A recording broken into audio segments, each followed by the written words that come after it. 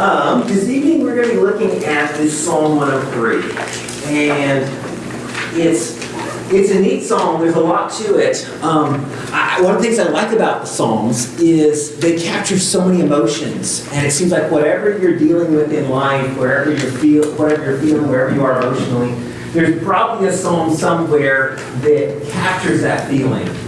That hits what you're dealing with, that gets you out of the hole you're in, those kinds of things. And this psalm, even though it's a very positive psalm, I like it for, I would describe it as when you feel weak. Now, it's a happy psalm, but maybe that's what you need when you feel weak. At least that's what I need. If you're in that situation, and maybe you've been in that situation, I know I have, where you just feel weak, like you keep failing a lot, or like you keep maybe you're struggling to make the right decision, or you just feel incapable sometimes. You know how that feels sometimes, where you just feel like, I don't know if I can keep doing this. And you're struggling with that.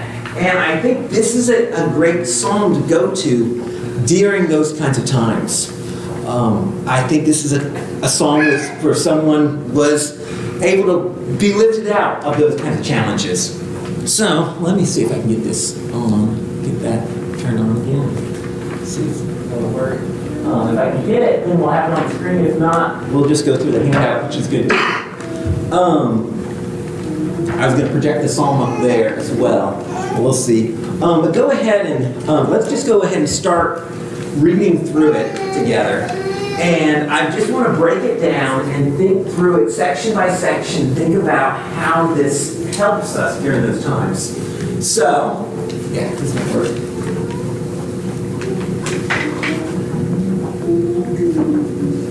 Okay, I guess it won't. All right, we will just go through it on paper then.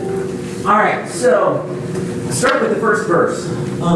Psalm 103, verse 1. Bless the Lord, O my soul, and all that is within me. Bless his holy name. So it starts with this calling for blessing God, worshiping God. It's a call to worship. And you notice it's got that same, if I read the next verse, the beginning, verse 2, bless the Lord, O my soul. It repeats itself. So you've got, bless the Lord, O my soul, then he talks about blessing God, and then he repeats it again. So you have this opening section here, just calling us to bless God. And when he calls us to bless God, he's not, you notice, he doesn't call us, he calls me, calls himself to bless God. And so what I take from that is, sometimes I need to remind myself to worship. There's a lot of psalms that are calling someone else, like this big call of everyone needs to worship God. This one is telling me, myself, I need to worship God, which I think is an important thing, that sometimes we do need to tell ourselves that. Sometimes I'm not thinking in those kinds of ways, and I need to tell myself, okay, it's time to think about God now.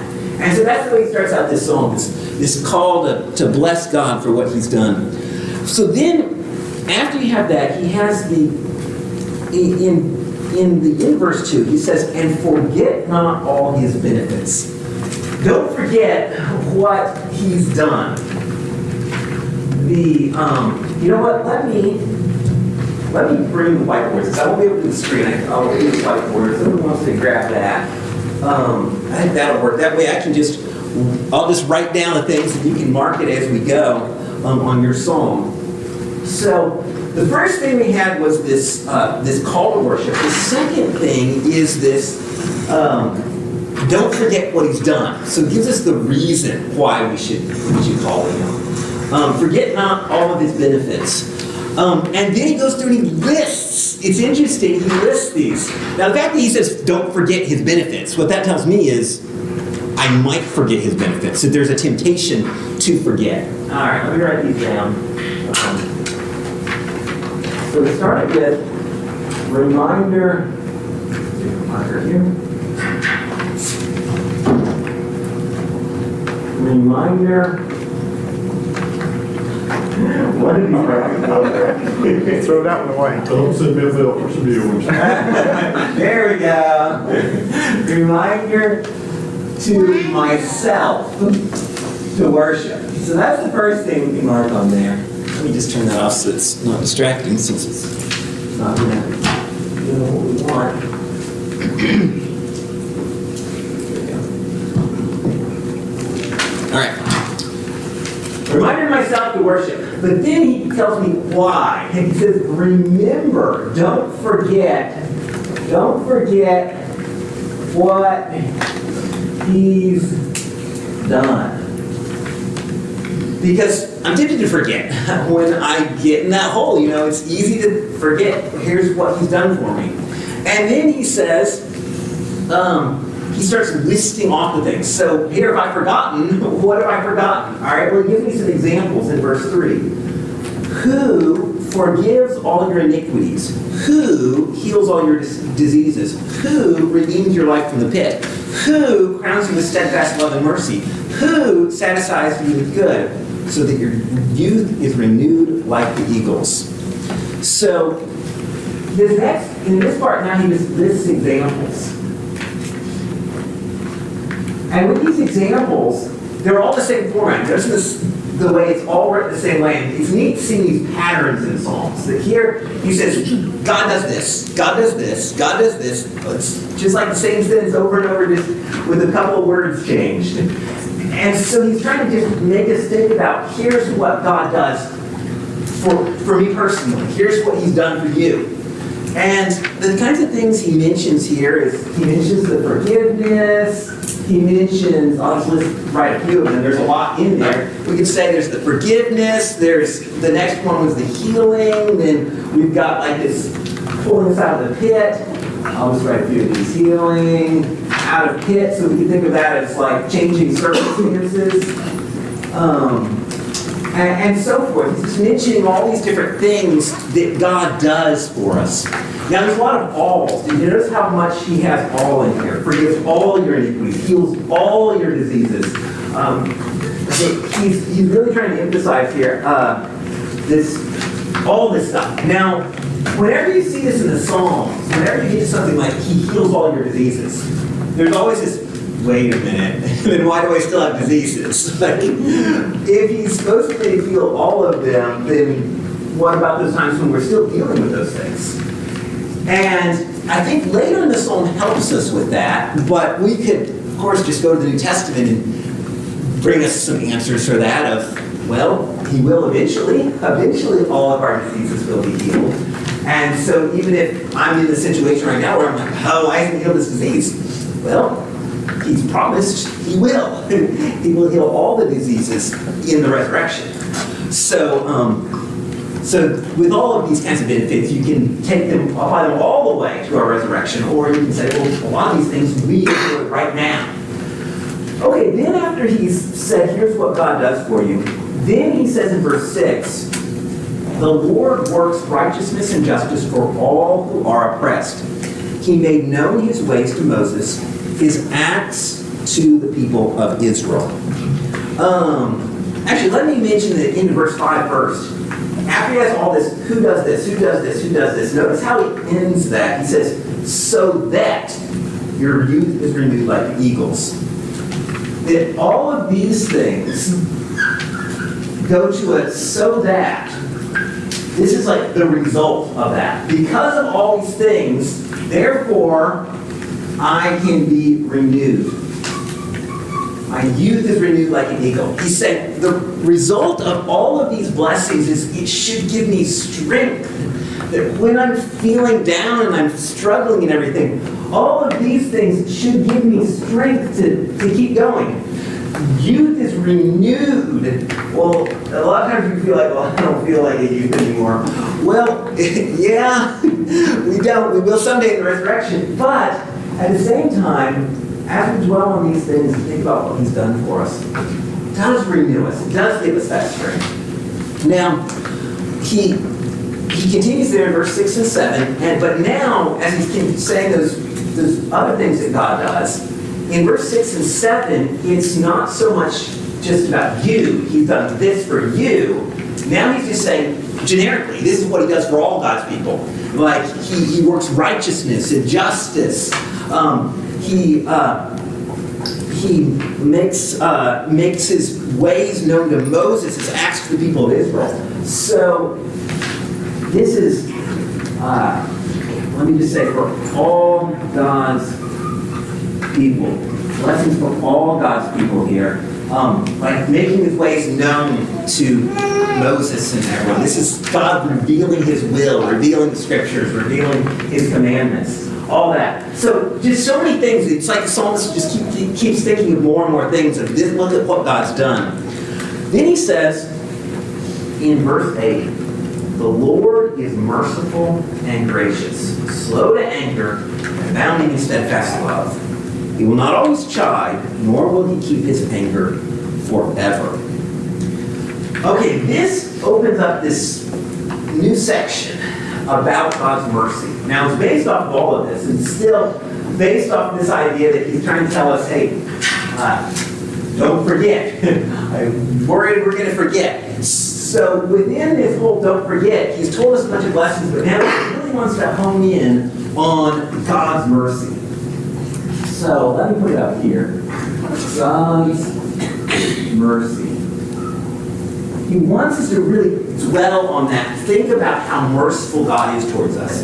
And in that mercy, he brings out, he mentions God's anger. You notice he mentions it twice in verse 8 and in verse 9, which is interesting. If you want to talk about God's mercy, why the very next breath you start talking about how him angry? Because he's trying to show that God's mercy does not mean that he does not have anger and that sin doesn't matter to him. But he points out some things how his anger is so different than our anger. So he mentions, let me just write down his, so anger is, he mentions two characteristics of it. It is, he's slow to anger. So he's slow to get started with anger. He's not quick-tempered. He doesn't just fly off the handle when something happens. And he will not keep his anger forever. So it's slow and it's short. He mentions that he won't stay angry forever. He will not always chide, is the way he says it in verse 9. So that means that he will chide. He will correct. Just because he's merciful doesn't mean he's not going to correct us when we do wrong. But he's not the kind of person who dwells on it. That he corrects us, we fix it, he moves on. That's the kind of relationship he has with us. Then he continues to describe God's mercy here. In verse 10 he says, he does not deal with us according to our sins, nor repay us according to our iniquities. For as high as the heavens are above the earth, so great is his steadfast love towards those who fear him. As far as the east is from the west, so far does he remove our transgressions from us. Okay, this is really such a beautiful part of the psalm. Removing our sin. He says he doesn't deal with us according to our transgressions. Well, why not? Because he's removed the transgressions. And he hasn't just removed them a little bit. He's removed them as far as the east is from the west. Basically, infinitely far away. This is just this forgiveness that goes beyond anything we can imagine. One of the challenges of being human is we just can't even grasp the infinite. And he's saying that's how forgiving you are. He's not the kind of person who brings up those sins again later. That, I forgave you, but that's 8 times now that I've forgiven you for this. He's not that. Instead, it's gone. He's put it away, as far away as it can possibly be put away. And not only that, not only is his forgiveness infinite, but notice the way he says, that's how far his steadfast love is. Verse 11, so great is his steadfast love towards those who fear him. As high as the heavens above the earth, that's how great his love is. So both his forgiveness, his love is just infinite beyond anything we can grasp. And now, what's neat is the way he takes these concepts he's explained about God, and he explains how that is what forms this relationship. And he uses a word to describe his relationship here. And that word is, verse 13, as a father shows compassion for his children, so the Lord shows compassion to those who fear him. It's like the psalmist is trying to say here, you know what would describe this kind of love the best? He's like a father to us. Now, I think that's very helpful, and perhaps for some it's unhelpful. This is the challenge that I try to bring up whenever we talk about God being our Father, is such a helpful analogy, because there's a reason God gave us fathers on this earth. They are a picture of God. But the problem is, fathers are not God. Fathers always fall short of God. And so for each of us, there's things we can learn from that, but there's also this, but you feel like, well, if your father wasn't, you might feel like, well, my father wasn't slow to anger. My father's anger wasn't short. My father didn't remove my sins like that. That you may feel that. And so he's trying to show us God is the ideal father. He is the father that all fathers should be. When you picture what the perfect father should be, that's how to picture God. Now, he then tells us what I would say, this next section I would call this the reason. Why does he have this kind of relationship with us? So let me put another box around this and just say, this is the reason for all of it. The reason he can have this kind of relationship is, he says, verse 14, for he knows our frame, he remembers that we are dust. Whenever you have the for, I think that's a great word for seeing that's the reason for what's just come about. That you just, so throughout, it's English grammar, but throughout the Bible you have this where a statement will be made and it says, for, blah, blah, blah, blah, like because of. All right, so why is he not angry with us? Why is he removing our sins and everything? The reason is he knows we are dust. He knows who we are. He knows our frailty. Now this is such a key part of the psalm, and this is really what got me thinking about this psalm to begin with. That when I talk about how this is a great psalm for when we feel weak, to me this is a verse that just really, really speaks to me in those challenges. Thinking about God, knowing how frail we are. When we feel weak, God knows that weakness. He knows we're just dust. So that takes us back to the beginning of Genesis when God creates us out of dust. And when we feel like, God, I just can't do it, I'm struggling so much, I just feel so limited. I wish I was stronger, I wish I was more powerful, I wish I was smarter, like all those things that we wish about, like why am I like this? You know how that goes when you're just going through a hard time. I wish I was healthier, all those things. And God looks down and He knows exactly what we're dealing with. He knows our frailty. Because He created us. He created us with all of those challenges and limitations. And so this is a picture of God is so understanding that we can't emphasize the fact that God's so holy and we're so sinful and therefore we're condemned and He's perfect. And that there is all that truth to that. We're going to talk about that more in this psalm. We'll talk about what about sin and everything as we get a little further into it. But what he's emphasizing here is He understands. He understands that we struggle sometimes. He knows He made us. He knows those weaknesses. And so He continues that here and describes our frailty in verse 15. As for man, his days are like grass. He flourishes like a flower of the field. For the wind passes over it, and it's gone, and its place knows it no more. But the steadfast love of the Lord is from everlasting to everlasting on those who fear Him, and His righteousness to children's children. So this is neat. Here he describes this whole being like dust here. And he's emphasizing how brief our life is, how we're like grass, we're there, and then we're gone. So, let me do it like this. Brevity brevity of life. When I think about how weak I am and the things I struggle with, one of the things that should emphasize to me is my life here is very weak. It's very short. My life here is very short. It won't last that long.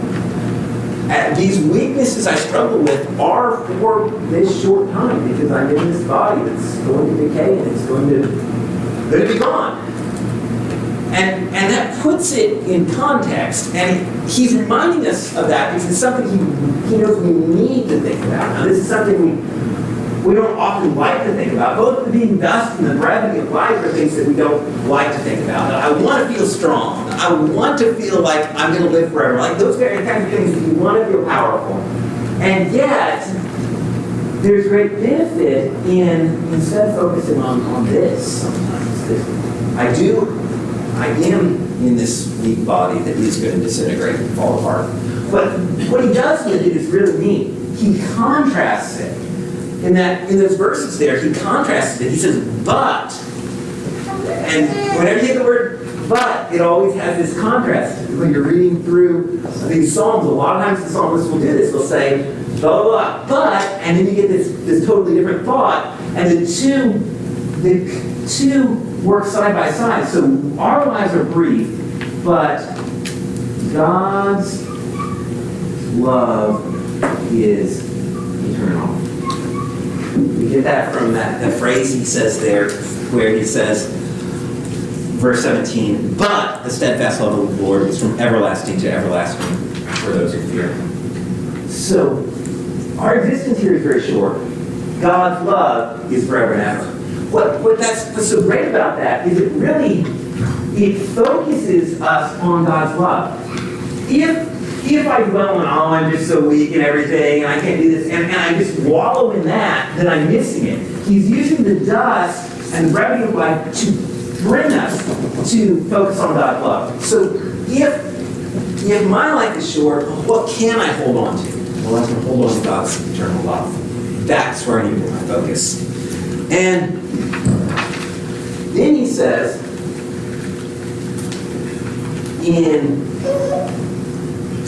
in verse 17, he says, but the steadfast love of the Lord is from everlasting to everlasting on those who fear him, and his righteousness to children's children, to those who keep his covenant and remember to do his commandments. The Lord has established his throne in heaven, and his kingdom rules over all. So here, he's emphasized God is eternally loving. And my life is brief. I'm just dust and everything. Now, this can do a couple of things for us. When you're going through that struggle where you're failing or you just feel weak, I think you can go in two different directions with this. One is you can just feel discouraged. Like, I'm so weak, I'm never going to make it. Another direction you can go is you can focus in on God's love like he's calling us to. But even with that, I think there's some right ways to go with that and some wrong ways. We could be like, all right, he loves me, so it doesn't matter if I'm weak and I just sin and sin and sin. It doesn't matter because I know he still loves me. That, of course, is not the direction he's going.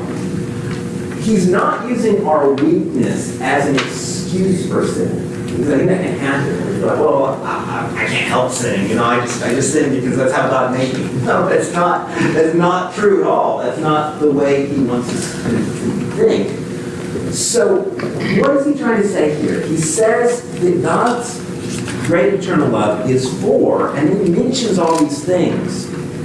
It's for there in verse 17, he says it's for those who fear him. It's for, in verse 18, it's those who keep his covenant. In verse 18, it's those who remember his commandments.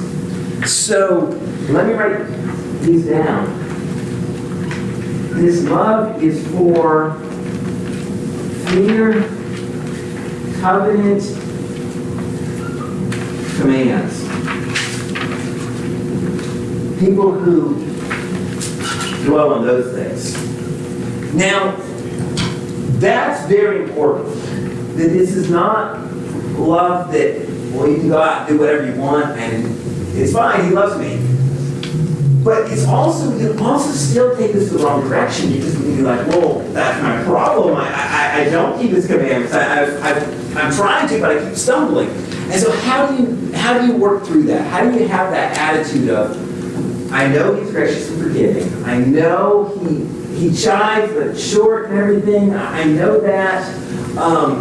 But I can't use that as an excuse to sin. Like, how do you put all that together? And I think it's very important that we do put it together correctly, because I think a lot of times people do take this in the wrong direction. They take it as either a license to sin, or they feel like, well, I know he'll love me once I'm a good person. I'm still working on that, but once I can finally get all this sin gone, then I know that I'll have a steadfast love.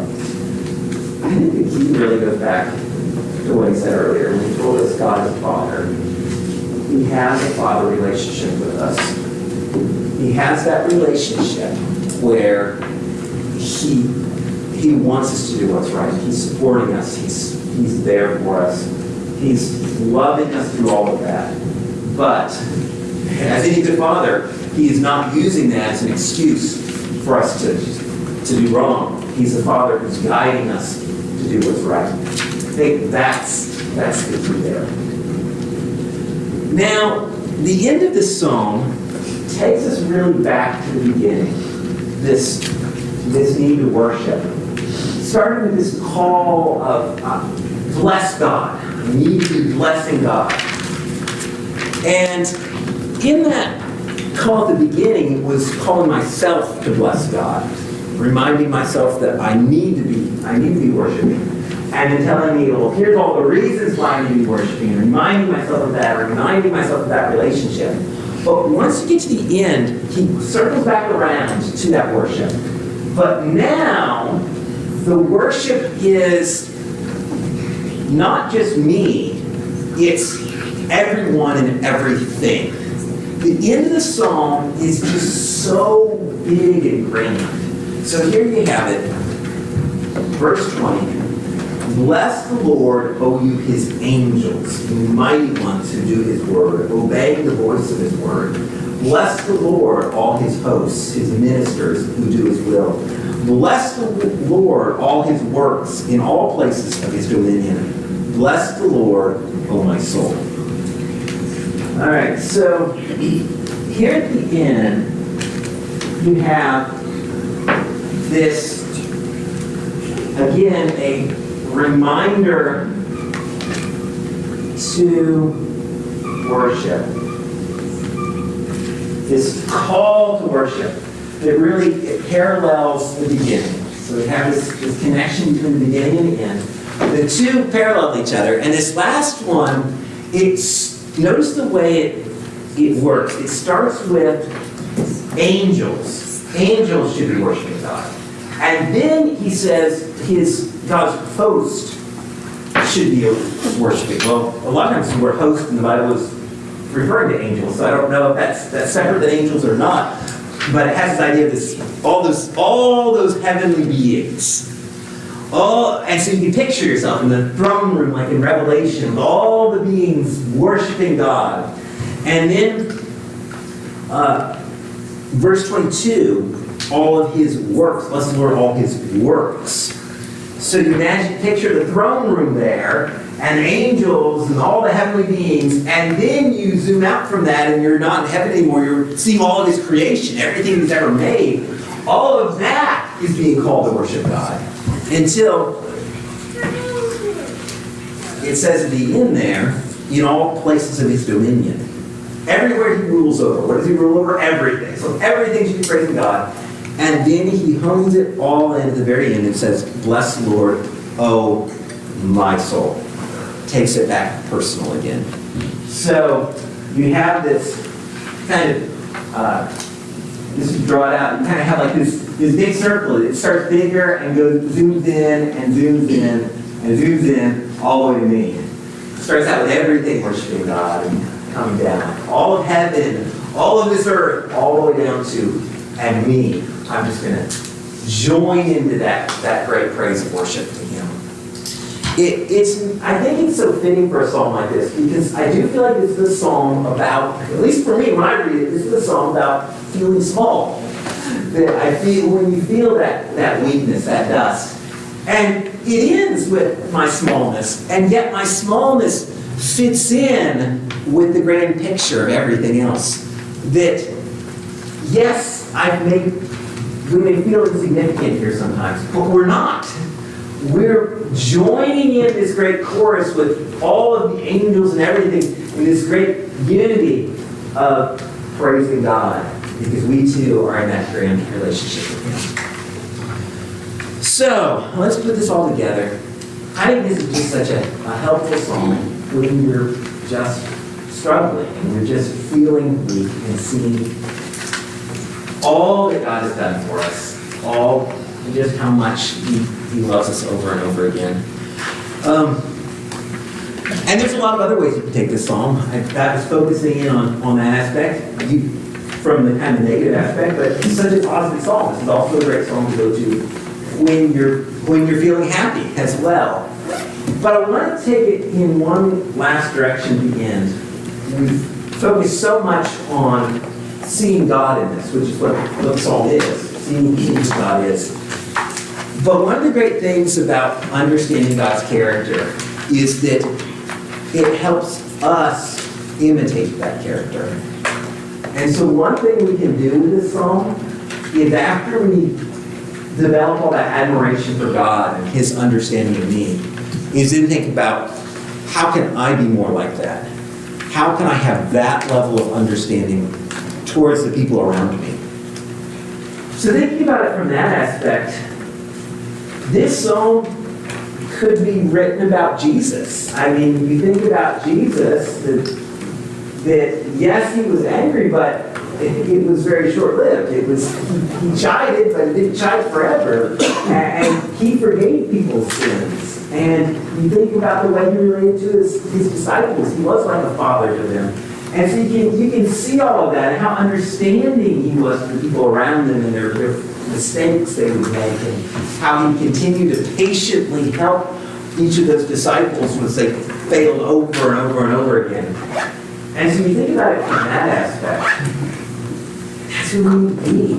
We need to have the same kind of love and patience towards the people around us. That when other people fail, and we feel like, I can't believe they did that, we remember, they're just dust like I'm just dust. That, yes, we're going to struggle. People are it's going to take people time. And God is patient with me, and therefore I need to be patient with those other people as well. But if we can let this eternal love guide our relationships with each other, we can be that one step further towards living out the life of Christ. There's a lot there. I think it's a very encouraging psalm. So I hope wherever you're at, whatever you're struggling with, whatever emotions you're carrying right now, this psalm has something there for you. Thank you all for listening. If you're not a Christian, then we'll do like we always do, of inviting you to come make your life right with God. You can come do that by repenting of your sins and be baptized and getting that new life with Him. Or if you need the prayers of this church and you're struggling and you just want that encouragement and those prayers, then we'd be happy to pray with you as well. If we can help you with that, then please come forward while we stand and while we sing.